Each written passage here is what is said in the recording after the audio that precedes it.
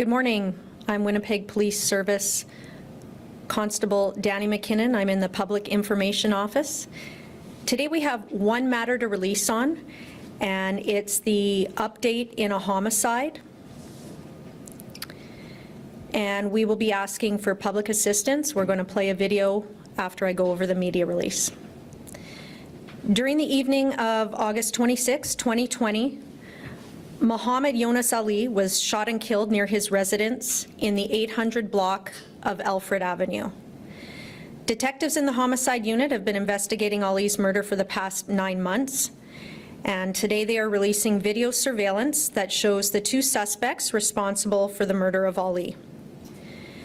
They are requesting the public's assistance in identifying these two suspects. Any information regarding the suspect's whereabouts before or after the shooting will also be considered very helpful and valuable. Details about their physical descriptions or the manner in which they may walk can also help assist in their identification. I will read over the two suspects' descriptions and then we will turn to the video. So suspect number one in this video is a male. He's 5'11" to 6'1" in height, average build, wearing silver frame glasses, wearing a light colored jacket. He has his hood up over a dark baseball cap. He's wearing dark footwear with white soles. Suspect number two, a male, 5'6" to 5'8" in height, obese in build, wearing a dark hoodie with what appears to be a white North Face logo on the front, wearing dark pants and dark footwear.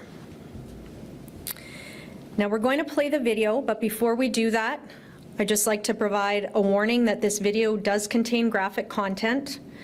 It has audible gunshots that were responsible for Muhammad Ali's death. So we're going to go through the video a few times. It is quick. It's not the clearest video, but bear with us and we'll stop it at a few different points. Go ahead, please, Kelly.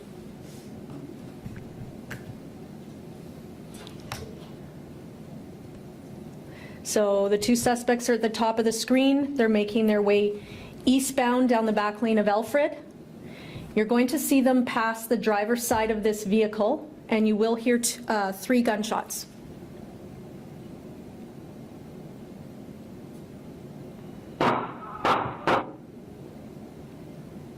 Okay, so as I mentioned, it is a brief clip. It's quick. So we're going to play it again. We're going to stop at the first suspect and just kind of key in on a few details. Go ahead, please, Kelly.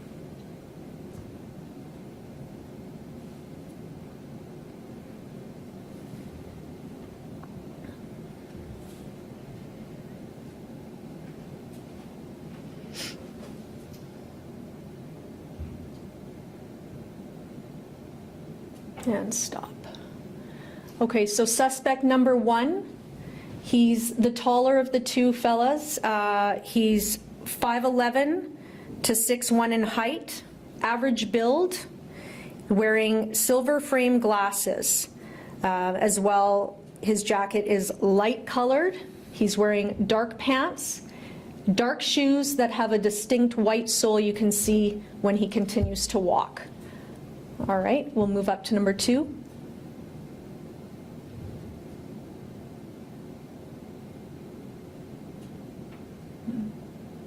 Stop. Suspect number two, he's a little bit shorter, about 5'6" to 5'8" in height. His build is quite large. He's wearing a dark hoodie with what appears to be a white North Face logo on the front. He has dark pants and dark footwear. He also has a bit of a distinct walk, so pay attention to that as well.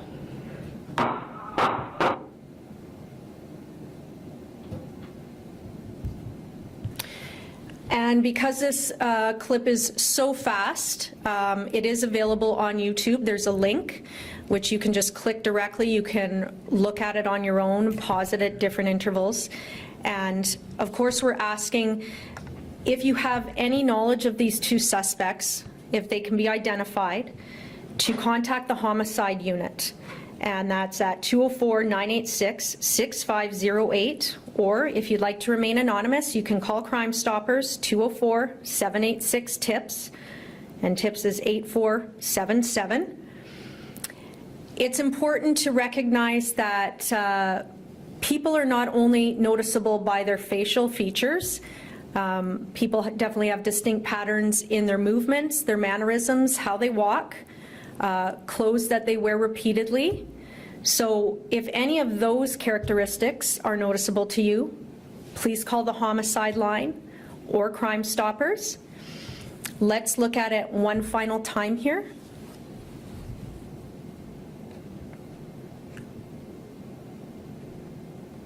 And they're walking eastbound down Alfred, between Alfred and Aberdeen Avenue in the early 800 blocks. Early 800 block, rather.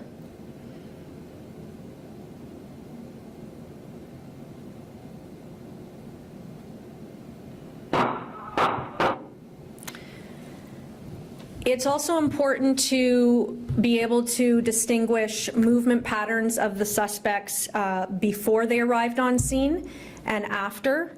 So perhaps you may not have seen their faces here.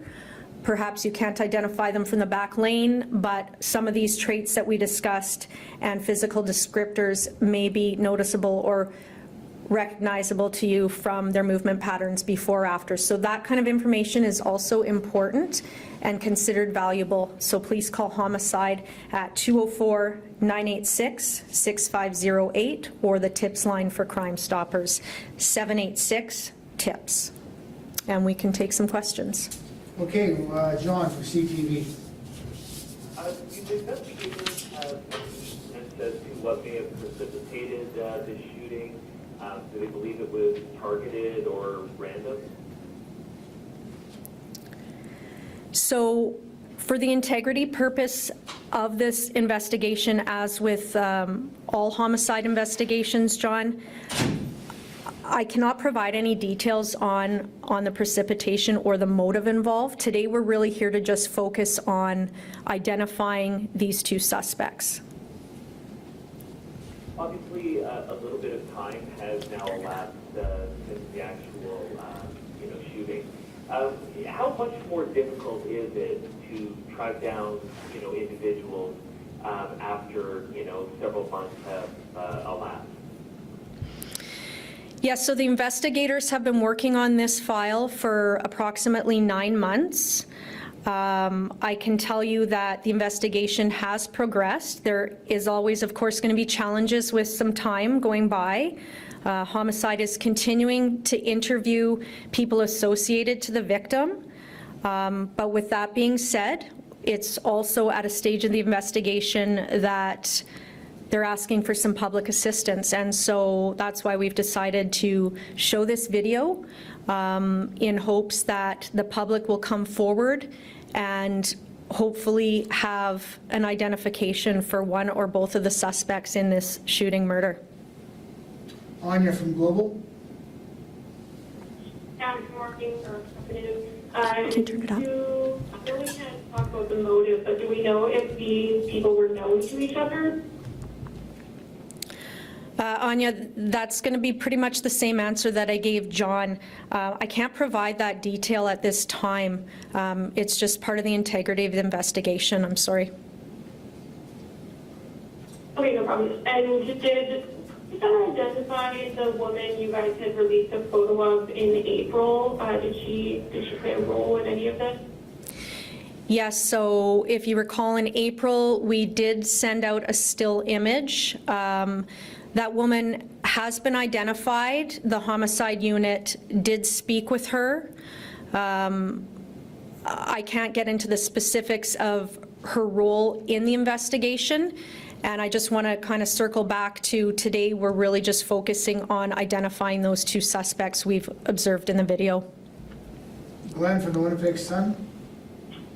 Yeah, Glenn Dawkins from the Winnipeg Sun.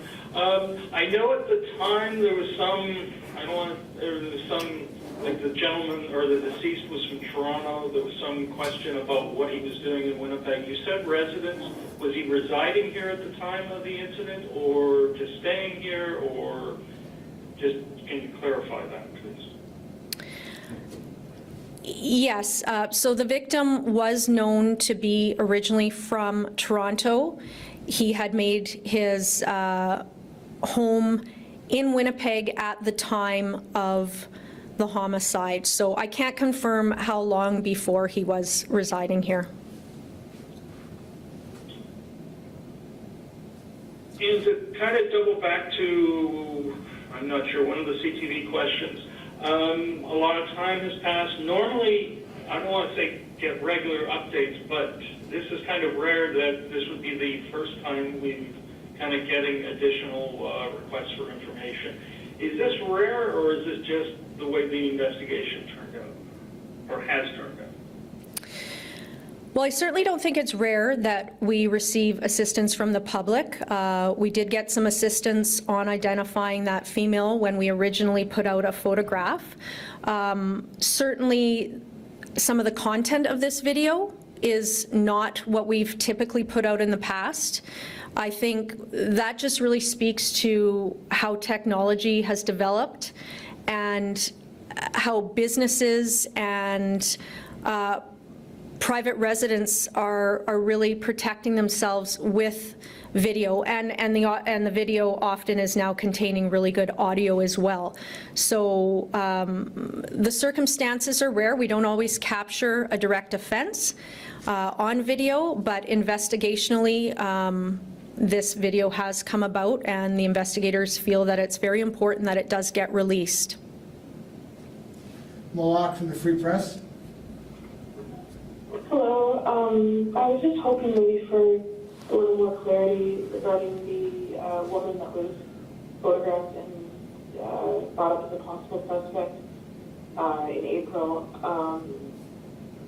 I'm wondering if she has any sort of connection to these two other suspects in this video, or was she completely cleared after this, after she was identified?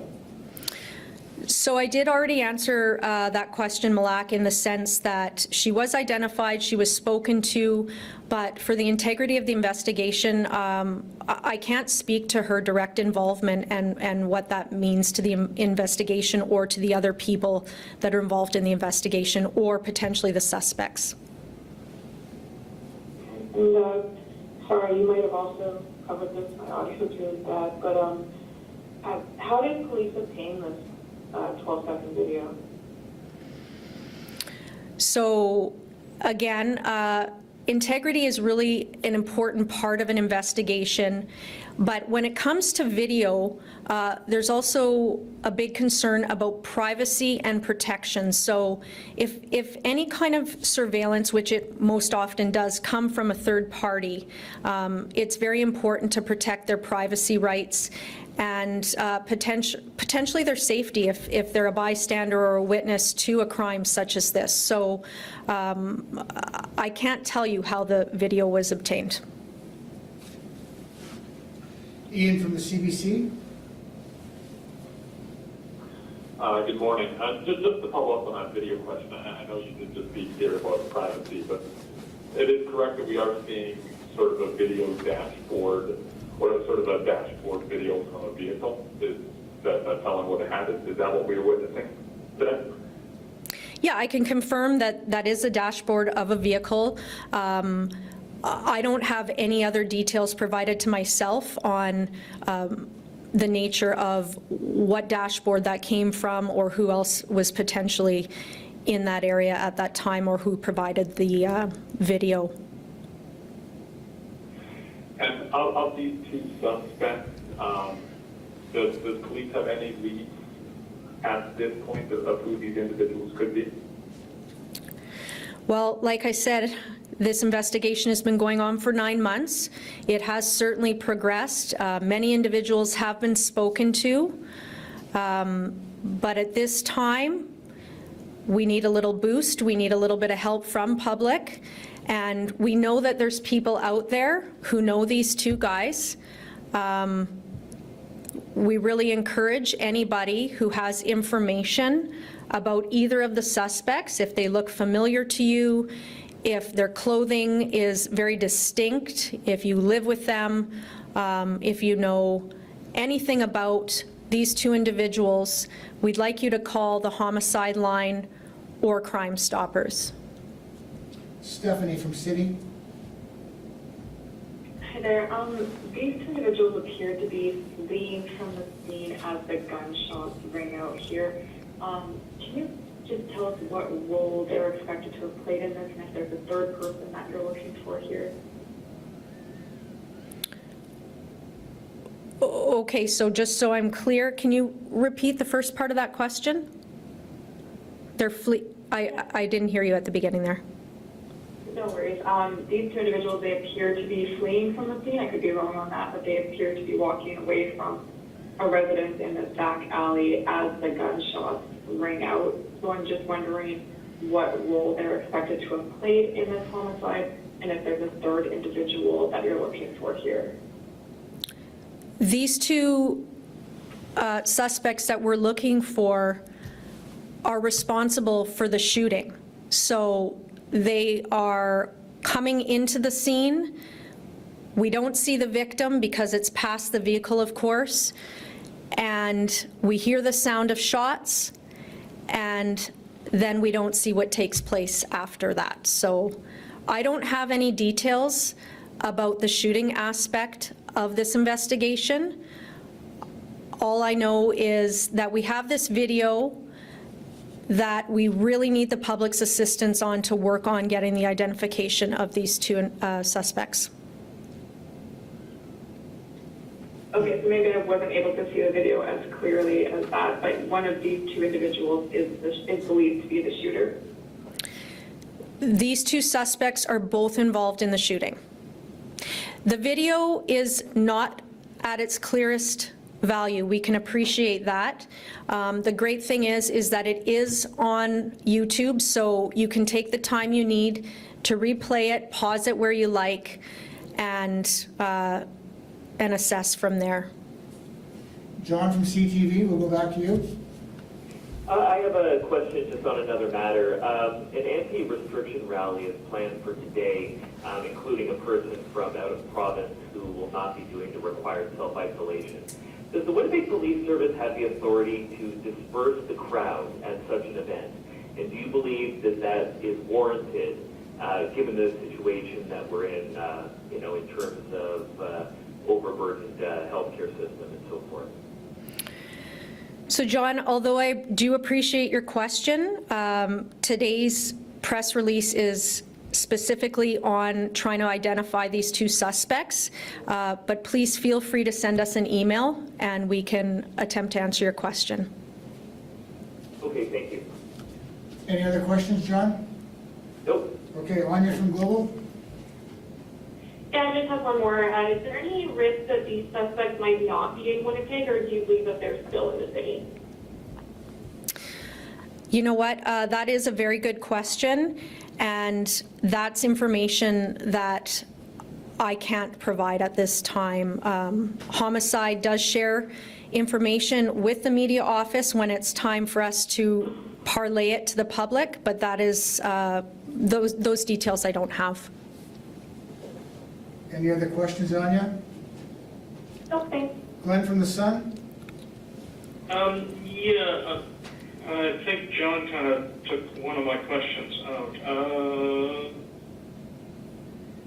No, I think I'm good. Thank you. Okay, thank you. Malak from the Free Press. I'm also good, thank you. Thank you. Ian from CBC. How do we know that these two suspects are men?